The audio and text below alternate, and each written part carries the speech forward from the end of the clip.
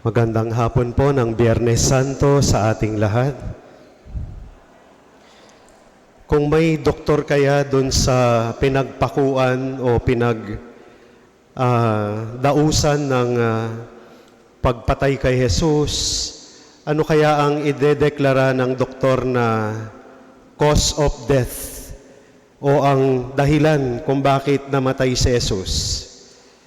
Kasi kailangan natin ng death certificate kapag merong namatay.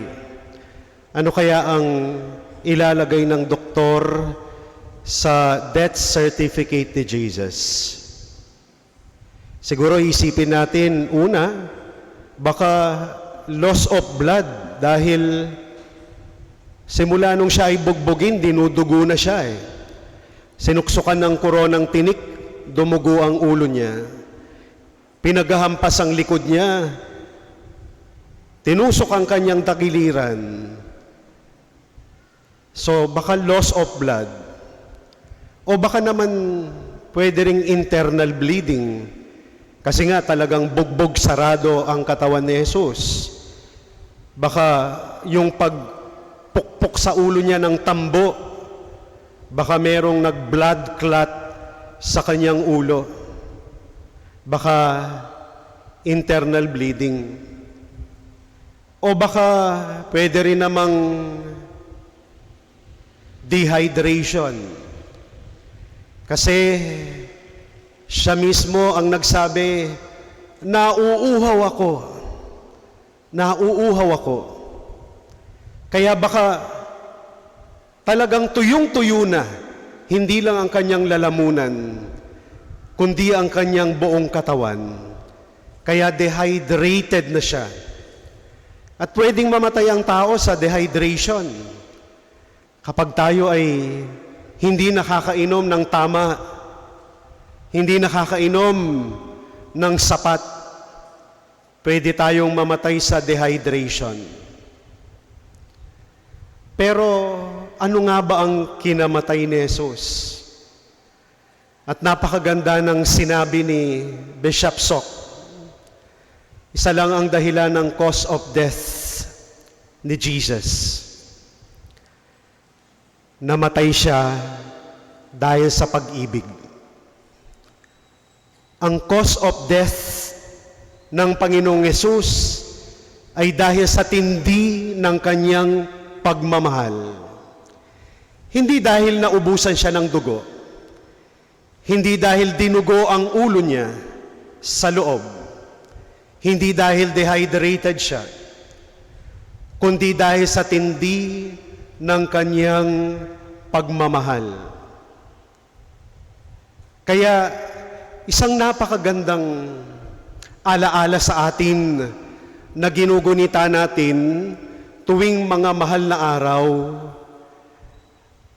ang ating Panginoong Yesus na nag-alay ng kanyang buhay, nag-volunteer upang mamatay, confident na ang Ama ang magliligtas, ang Ama ang siyang sasalubong, ang Ama ang magbibigay ng katuparan sa lahat ng kanyang mga pinaghirapan para sa kaligtasan ng sangkatauhan. Pero kung meron mang pinakamalungkot sa kwento ng kamatayan na ito ng ating Panginoong Yesus, pangalawa sa ating mahal na ina, siyempre ang Ama sa langit. At sa pelikula ni Mel Gibson na The Passion of the Christ, nung iniyukayok na ni Jesus ang kanyang ulo, doon sa pelikula ay merong nakatingin, merong naka-view, at doon sa nakatingin na iyon ay pumatak ang isang luha mula doon sa nakatanaw sa taas nung nakita ng iniyukayok ni Jesus ang kanyang ulo. At ang tanging kwento na pwedeng maikonekta ko lang dun sa tagpong iyon sa pelikula ni Mel Gibson ay yung kwento ng isang pari na dating nakadestino sa seminaryo. At doon sa seminaryo, na-destino siya sa minor seminary. Mga bata pa kasi yung mga minor seminarian. Yung iba, 11 years old pa lang. Usually, 12 years old to 16 years old. Kaya yung iba, parang maliliit pa. Kaya sabi nung paring na-destino doon, merong isang karanasan silang hindi nila malilimutan. Dahil isang summer break, bago magbakasyon, inilabas nila ang mga seminarista nila na minor seminarians, high school na mga seminarista. At naligo sila sa isang paliguan.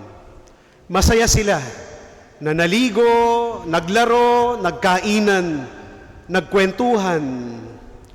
At masaya din silang bumalik sa seminaryo para maghanda na para sa kanilang bakasyon kinabukasan. Pero nung sila ay nasa seminaryo na, doon lang nila napagtanto na merong kulang na isa.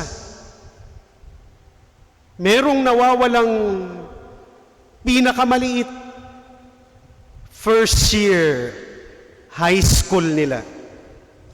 Kaya nagtanungan sila, nasan siya? Sino ang kabady niya? Sino ang kabats niya? Sino ang kasama niya? So dahil hindi nila mahanap, dali-dali silang bumalik sa pinagliguan nila. At sa kasawi ang palad, napag-alaman nila na yung bata pala ay nalunod. Nakita na lamang nila na palutang-lutang. Nakita na lamang nila na patay na. Kaya't laking takot nila, laking panghihinayang nila, at laking pagkabahala at pagkabagabag nila dahil yung batang iyon ay kaisa-isang anak ng magulang na nag-entrust o nagkatiwala sa kanila sa seminaryo upang alagaan nila at bantayan ang kanilang anak.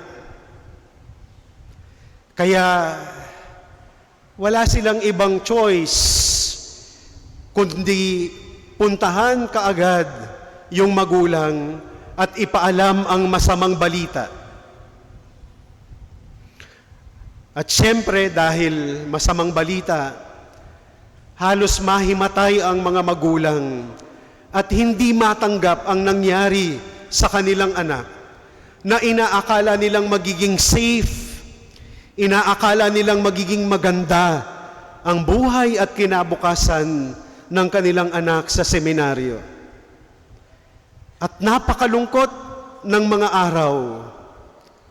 At ang pinakamatindi at pinakamalungkot ay yung araw ng libing.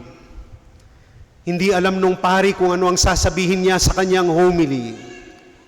Kung paano niya i-console ang magulang ng kanilang batang seminarista na namatay. Pero laking gulat ng lahat at laking gulat ng mga pari at seminarista nung binigyan na ng pagkakataon yung tatay na magsalita. Ang sabi ng tatay, kami po ay simple at maliit na pamilya. Dahil iisa lamang ang aming anak. Kaya masayang-masaya po kami nung dumating ang aming anak na ito, kami nagpapasalamat sa Diyos sapagkat binigyan niya kami ng napakabait, masunurin, madasalin na anak. At ang hanap buhay po namin ay ang pagtitinda lamang ng bulaklak. Nagtitinda sila ng bulaklak sa Dangwa.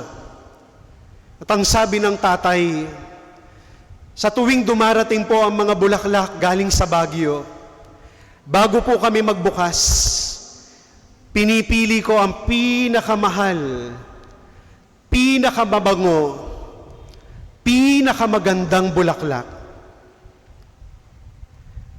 Kinukuha ko po ito at dinadala sa simbahan para ialay sa Diyos at magpasalamat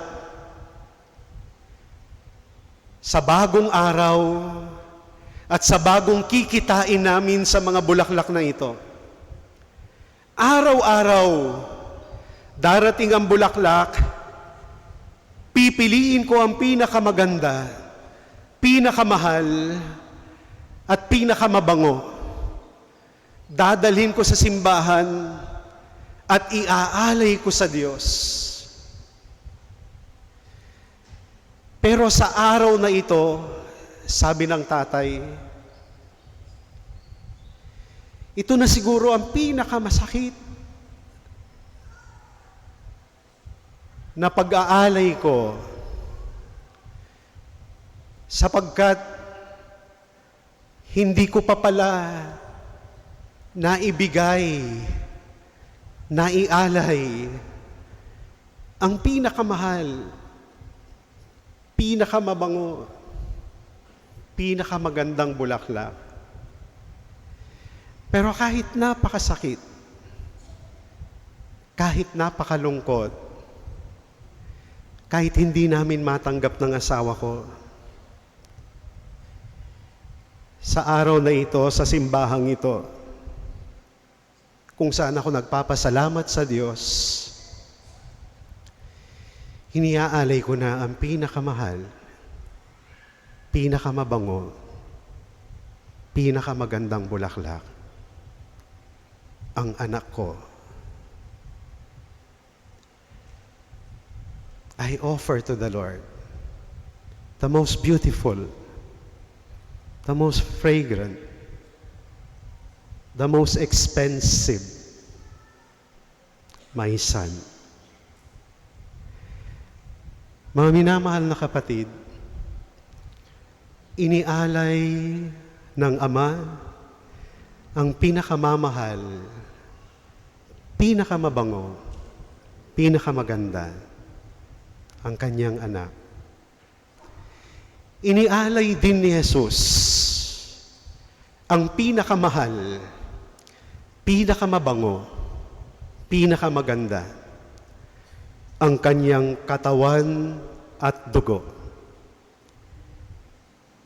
Namatay ang Panginoon dahil sa pag-aalay ng kanyang pag-ibig sa atin. Hanggang saan nga ba ang pag-ibig sa atin ni Jesus? Hanggang sa wakas, o end sa Ingles. Ngunit kapag sinabi nating hanggang sa wakas, parang mayroong hangganan ng pag-ibig natin. Kaya ang pahayag na ginamit sa pagkakasalin ay ipakikita niya kung hanggang saan ang kanyang pag-ibig sa kanila. Mas mainam ang pagkakasalin sa Ingles ng huling pangungusap na nagsabing, He loved His own in the world, and He loved them to the end. Mula sa salitang Griego na telos, ang katagang wakas o end sa Ingles. Ngunit salungat sa madalas nating isipin, ang wakas bilang hangganan. Dahil ang telos ay nagpapahiwatig ng direksyon at hahantungan na kaganapan o perfection. Hindi lang pagtigil at paghinto ang wakas o end. Kaya naman nang sabihin ni Jesus doon sa krus, naganap na. Ang pakahulugan niya ay ang kaganapan ng kanyang misyon na mahalin tayo hanggang sa wakas, na siyang tinutukoy ng pahayag sa simula ng kanilang Paskwa. At ngayon ipinakikita niya kung hanggang saan ang kanyang pag-ibig sa kanila. Sa paghuhugas ng kanilang mga paa na ang kaganapan ay sa kanyang kamatayan sa krus ngayong araw ng Biyernes. Isang magandang paanyaya po sa atin mga minamahal na kapatid. Kapag tayo ay nagmamahal, tayo ay nagiging ganap tulad ng Diyos. Kaya basta magmahal lang ng magmahal, kahit masaktan, dahil hindi yan ang mauubos tulad ng Diyos. Diyos lang ang makapagmamahal sa atin ng ganap. Tanging si Jesus lang ang makapagmamahal sa atin ng ganap sa kanyang pinatunayan doon sa krus. Tularan natin si Jesus na nagpakasakit at naghandog ng buhay sa krus dahil sa pag-ibig. At manalangin tayo para sa mga minamahal natin at sa mga nagmamahal sa atin sa kabila ng ating mga imperfection o yung paghihirap natin na maibigay ang ating taos at wagas na pag-ibig. Panginoong Jesucristo, sana makapagmahal din ako tulad mo hanggang kamatayan. Sana masabi ko rin sa wakas tulad mo,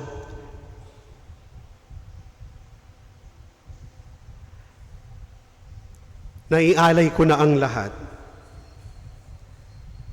Naganap na. Patawarin po ninyo ako sa maraming pagkakataon na hindi pa rin tapos at patuloy pa rin sa pagnanasa sa imperpekto kong pagmamahal sa kapwa. O Kristo, patawarin po ninyo ako at turuang magpatawad gaya ng pagpapatawad ni Jesus dahil sa kanyang tunay na pagmamahal ng ganap sa akin. Amen.